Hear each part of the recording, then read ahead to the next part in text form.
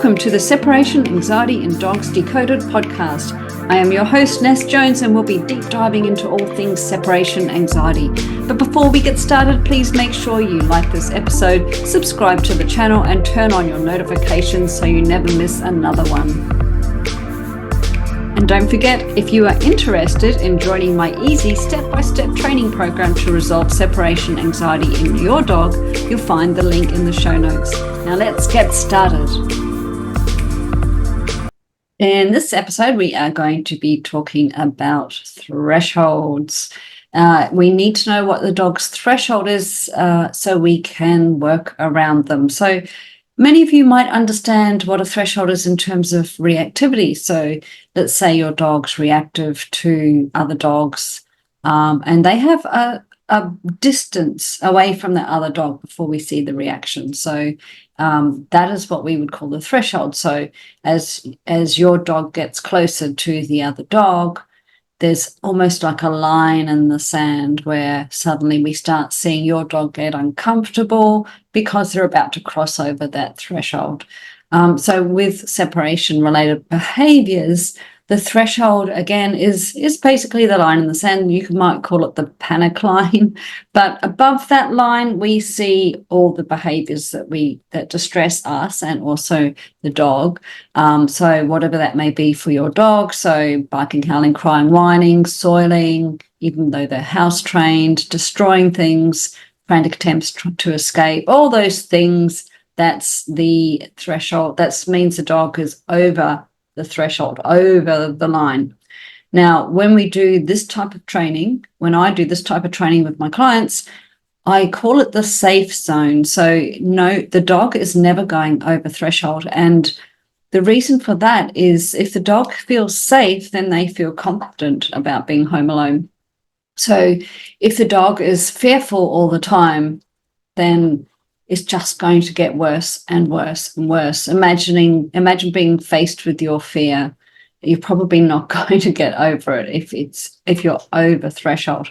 But what we can also find is that let's say we have the line in the sand where we know that once the dog goes over that line, they start to panic. We also know that well beneath that line is what we call the safe zone, but closing in at the line, so closer to the line, we will see the dog do subtle behaviors, and we'll be talking about this in another episode, some of the subtle signs that show that the dog is becoming distressed. So we might see some behavioral canine body language that show us that the dog is becoming more and more uncomfortable, and we need to try and nip that in the bud and get back inside before the dog goes over threshold. So thresholds is basically the line that the dog starts to panic, the point where the dog starts to panic. Every dog is going to be different, so they're all going to have different ways of telling you that they're distressed. So it's really important to know what your dog does, and that's where we bring in cameras to identify that, and we'll talk about that in another episode as well. But some dogs they have no threshold, so they actually become anxious before their guardian leaves. So they know what you're doing. So there's certain things that we do that tell the dog, because they're watching us all the time, they're pretty clever, to tell the dog that you are going to leave them by themselves. And those dogs literally have no threshold because they're already panicking before you walk out the door. Not ideal, but we do have a way around that. So don't panic. So you don't need to panic, I should say. But if we know what the threshold is, we can ensure when we're doing our training that we keep the dog under the threshold in the safe zone. If every time you do a home alone absence and they're feeling safe, I call it the 4 C's. So we're looking for confidence, calmness, comfortable.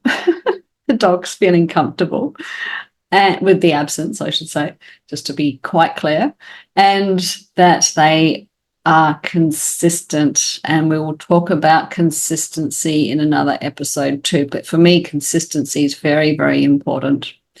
Now, every time your dog does go over threshold, it really instills in them that there's a reason to panic or be anxious when you walk out the door. Because think about this. You're outside the dentist. I like to draw this analogy because I think everybody can relate to this. So not many people like to go to the dentist. It's not a very pleasant place, even if you're just going in for a teeth clean. Just it's very uncomfortable. There's usually a little bit of pain. Dentists aren't great fun. So let's imagine that you're sitting in the dentist waiting room to go in to see them, and you're already feeling anxious and nervous and yuck. And then, of course, you go into your appointment and it's awful. It's horrible. They do nasty things to you. It hurts. It's uncomfortable. And then the dentist says, right, well, that's today's session done. I want to see you back here next week. So the next time you're sitting there in the dentist waiting room waiting to see him, and you remember what a terrible experience you had the last time you were sitting outside that dentist the dentist area, I don't think you're going to be feeling better about going back in there. And that's pretty much what our dogs face. So they are facing that fear. So I had a really bad time last time you left me alone. I had a really awful time, and now you're going to leave me alone again. So what we often see is that behaviors get worse. So they might start earlier, or they might be more exaggerated. The dog's in more of a state of panic because they know what to expect now. They know they're going to have a scary absence. That's why often I feel like when you move home and you've got a clean slate, there's no fear history in the new home. That way, provided you're starting afresh and you're not pushing the dog and not allowing them to go over threshold straight away, in fact, that can actually be a clean slate for that dog and help them start again because that fear history isn't there. But if a dog's constantly facing its fears, unfortunately, we don't see the dog get better in general unless we are keeping them under threshold. And that is why when my clients come to me and they've all tried the let them bark it out method, because that's the common advice that people that are given by their well-meaning family and friends. It's just a dog. They'll get over it. Let them bark it out. Unfortunately, if that dog is in a panic every time mum walks out the door, they're going over threshold. And I always ask my clients, well, how did that work for you? And they all say, every single one of them says, it got worse. It got worse. They didn't get any better. They didn't get over it. In fact, the behavior started earlier and it was more panicked. So it's not ideal. But let's talk about fear a minute. So we know fear is an emotional response to something. We've all been scared at some point in our lives, whatever it is. For me, it's cockroaches. I am terrified of cockroaches. That's my biggest fear. Can't go near a dead one. Can't even look at a photo of one on a bait box. They just scare the living daylights out of me. And I literally have a physical, emotional response when I see one.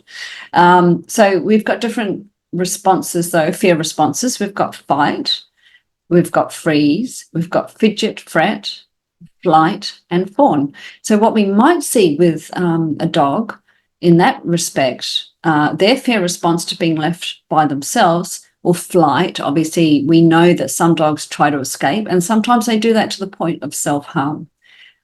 We see freeze. So a lot of dogs will become almost like statues. They'll just stand at the door like statues, and they're very, very stiff. It's not just standing. I don't mind a dog if it just stands at the door and it's okay and it's comfortable, but it's just standing there. But I'm talking about the statue. It's stiff. Its eyes are wide.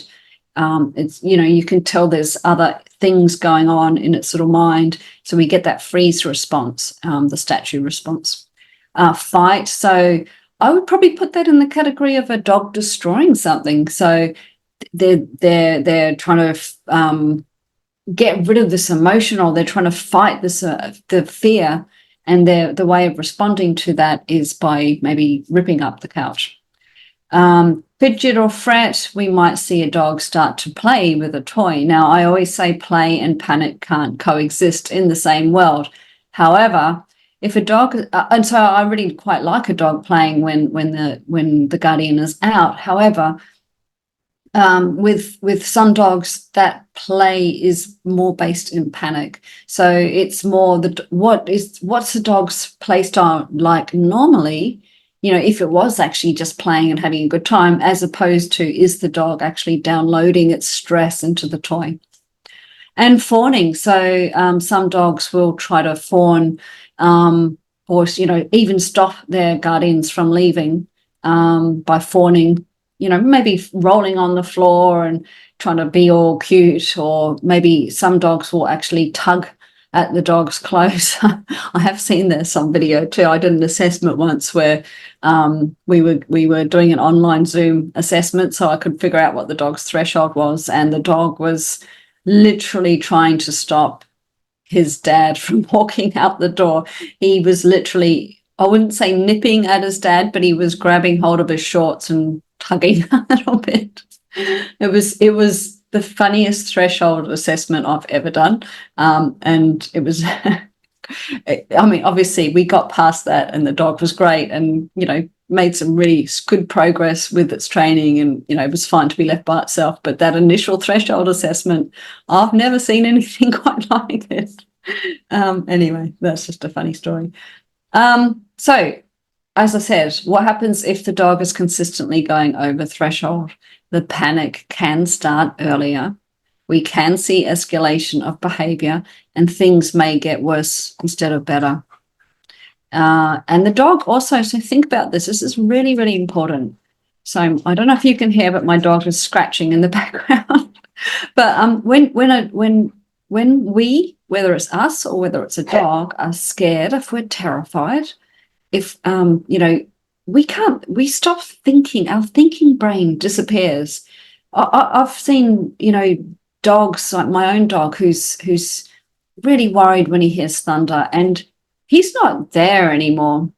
When he's really worried about something or fearful about something, he's not there. His brain's not there. He's not thinking. He's certainly not learning, and that's what we want. So when we're doing this training, we're looking at gradual exposure therapy to safe absences only. But if the dog is consistently being forced to go over threshold into panic, he's not learning anything. He's not learning about safe absences because he can't think. His thinking brain is gone. He's too scared to learn. So that's another really good reason why we don't want the dog to go over threshold. And that because we get a dog that's reacting to the fear, but it's not assessing. It's not saying, well, I feel good about this absence. It's actually feeling bad about it. And that's why we will see escalation of behavior. So it's not ideal. So when we're doing this training, we need to know what the dog's threshold is, because if we don't know that, we can't ensure that the dog doesn't go over the threshold. So understanding what the threshold is and identifying that is really, really important. So how do we do that? If you're working with me, I do an online assessment, and I can actually determine what that is pretty good. What we don't want to do, though, if you're doing it at home, don't try this at home, kids, is waiting to see the reaction. It's a common mistake that dog guardians make when they're trying to do this. It's really important. Don't let the dog go over threshold because you're trying to determine the threshold and you're like, well, I don't know what it is until the dog barks or the dog cries or whatever it is. But that means the dog's already gone over threshold, and we don't want the dog to rehearse behaviors that we don't want. So we don't allow them to go over threshold. So when I do an assessment, I might nudge the dog up to it where I start seeing some subtle signs of the dog's becoming uncomfortable, but I never push the dog over its threshold because, as we've already identified, every time the dog goes over threshold, it's likely to make it worse, not better. So if I was doing an assessment, I run you through a number of steps. We find out what the dog's, when the dog starts becoming uncomfortable. And then we never go over that line. As I said, so a lot of people, when they're trying to do this training, they'll wait for the reaction.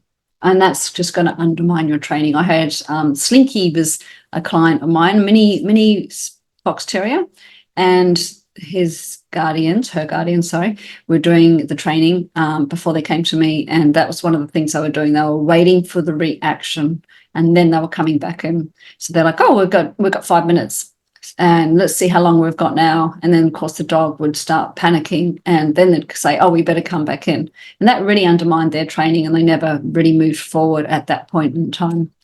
So that's really important. So some dogs might be 5 minutes, some dogs it might be 5 seconds. And then we've got the dogs that you can't even step outside the door. They've got no threshold. They become anxious before you even walk out the door. And as I said, that's because they're watching us all the time. They know what your pre-departure cues are or your leaving cues are. They know what the triggers are. And as soon as they see you maybe pick up your keys or put on certain shoes that mean that they're staying home without you, then they have no threshold. But we do desensitization around that, and that will be discussed in a later episode as well. So stay tuned for that. Hopefully that's given you a good understanding of what thresholds is, the importance of knowing what your dog's threshold is, and keeping them under that threshold. You have been listening to Ness Jones on the Separation Anxiety in Dogs Decoded podcast. Don't forget to check out the show notes to learn more about my programs and how I can help you with tailored training. Until next time.